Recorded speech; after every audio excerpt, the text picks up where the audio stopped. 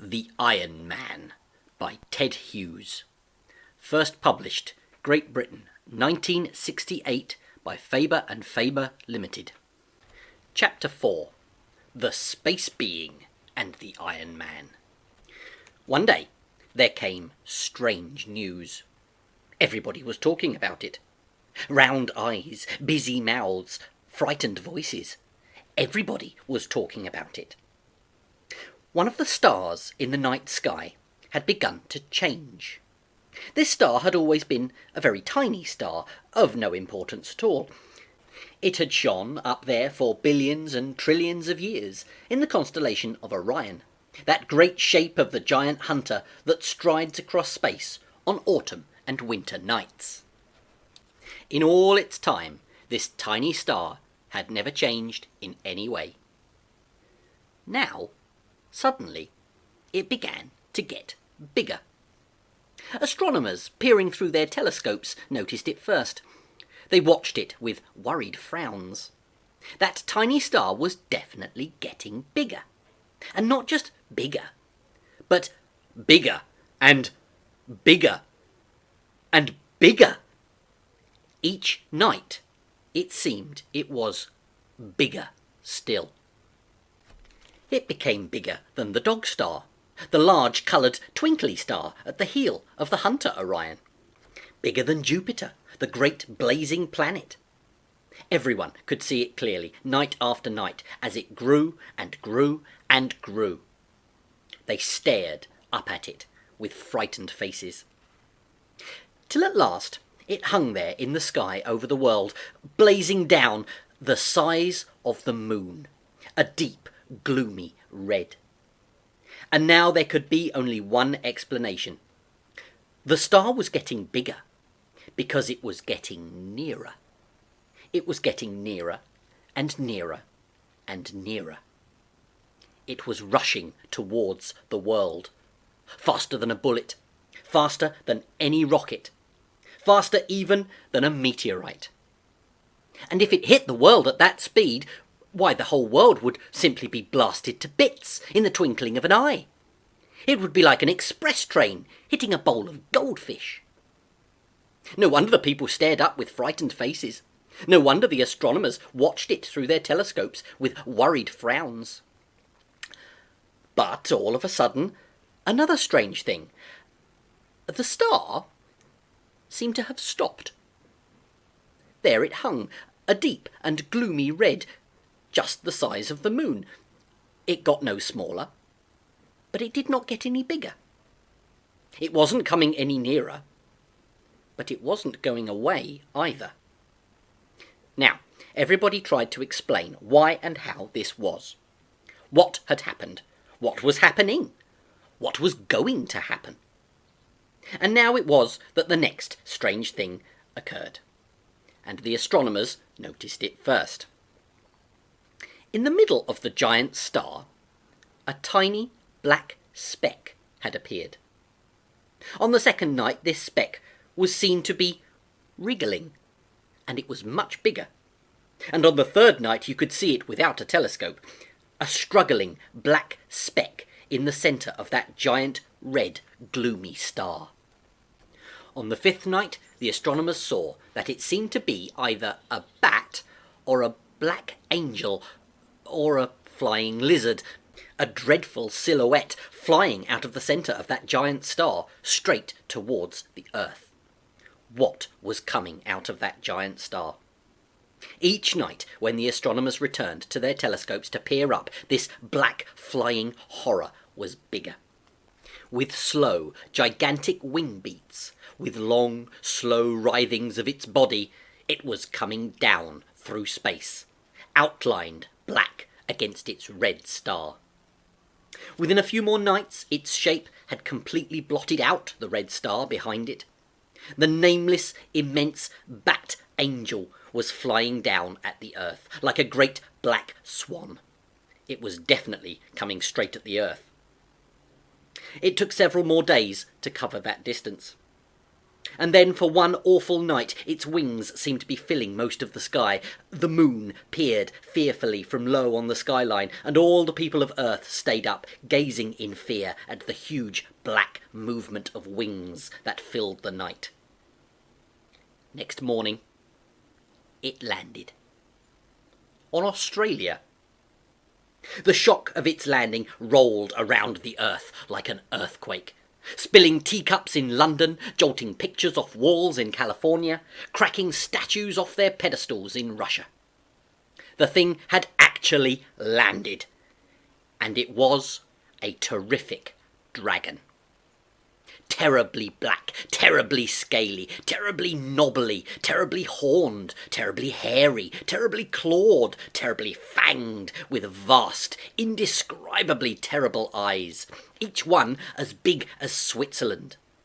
There it sat, covering the whole of Australia, its tail trailing away over Tasmania and into the sea, its foreclaws on the headlands of the Gulf of Carpentaria. Luckily, the mountains and hills propped its belly up clear of the valleys, and the Australians could still move about in the pitch darkness under this new sky, this low, strange covering of scales. They crowded towards the light that came in along its sides. Of course, whoever had been on a mountain top when the dragon landed had been squashed flat. Nothing could be done about that. And there this horror sat, glaring out over the countries of the world. What had it come for? What was going to happen to the world now this monstrosity had arrived? Everybody waited. The newspapers spoke of nothing else. Aircraft flew near this space bat angel dragon, taking photographs. It lay over Australia, higher than any mountains, higher than the Hindu Kush in Asia, and its head alone was the size of Italy. For a whole day, while the people of the earth trembled and wept and prayed to God to save them, the space bat angel dragon lay resting, its chin sunk in the Indian Ocean, the sea coming not quite up to the bottom of its lip. But the next morning, its giant voice came rumbling around the world. The space bat angel dragon was speaking. It wanted to be fed. And what it wanted to eat was living things. People, animals, forests. It didn't care what, so long as the food was alive. But it had better be fed quickly, otherwise it would roll out its tongue longer than the Trans-Siberian Railway and lick huge swathes of life off of the surface of the earth. Cities, forests, farmlands, whatever there was. It would leave the world looking like a charred pebble, unless it was fed, and fed quickly. Its voice shook and rumbled around the earth for a whole hour as it delivered its message. When finally it ended, and it lay, waiting. The peoples of the world got together. If they fed it, how could they ever satisfy it? It would never be full, and every new day it would be as hungry as ever. How can you feed a beast the size of Australia? Australia is a vast land. All the countries of Europe will easily fit inside Australia. The monster's stomach alone must be the size of Germany. No, they would not feed it.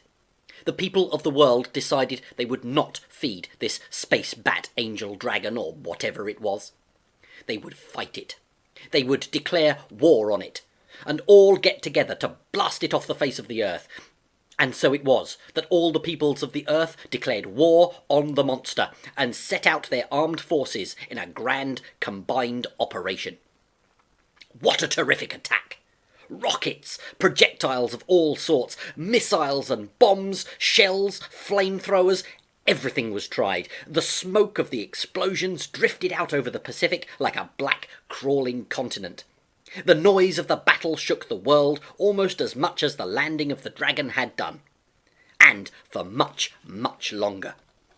Finally, the noise died down, and the smoke cleared. and the people of the world cried in dismay, because the dragon was actually smiling. Smiling! Aircraft flying daringly near photographed the vast face smiling, and the picture was in all the papers. It was smiling as if it had been tickled. Now the people of the world were worried. They were all great fighters, all spent their spare money on preparing for wars, always making bigger and better weapons. And now they had all tried their utmost to blast this thing off the earth. And what was the result? The dragon merely smiled. Not a scratch could be seen anywhere on its body. Human weapons had no effect on it. But that wasn't surprising, I suppose. This creature had come from the depths of space, out of the heart of a star. Nobody knew what it was made of. Perhaps it could not be destroyed by any means whatsoever. And now the space bat angel dragon spoke again. It gave the people of the world 1 week in which to prepare its first meal. They could prepare what they liked, said the dragon, but if the meal was not ready in a week, then it would start on the cities and the towns. The people of the earth, the kings, the presidents, the ministers, farmers, factory workers, and office workers began to lament. Now what would happen to them? They would like to say the monster didn't exist, but how could they? There it was. It was covering Australia. It was staring out over all the countries of the world. Now, the little boy Hogarth, of course, had heard all about it. Everybody in the world was talking about it and worrying about it. He was sure that the Iron Man could do something. Compared to the space bat angel dragon, the Iron Man wasn't very big, of course.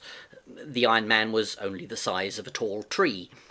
Nevertheless, Hogarth had faith in the Iron Man. He visited him in his scrapyard and talked to him about this great monster that was threatening the earth. "Please," he asked, "please can't you think of some way of getting rid of it?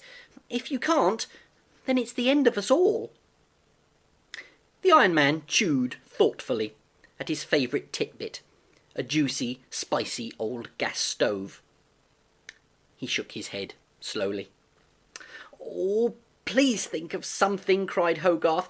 "If this space bat angel dragon licks all life off the earth, that'll be the end of your scrap iron. There'll be no people left to make it." The Iron Man became suddenly still. He seemed to be thinking. When suddenly his headlamps blazed red, green, blue, and white all at once, and he stood up. In a great, grinding voice, he gave his commands. Hogarth danced for joy. The Iron Man had had the most stupendous idea. The Iron Man would go out as the champion of the earth against this monster from space.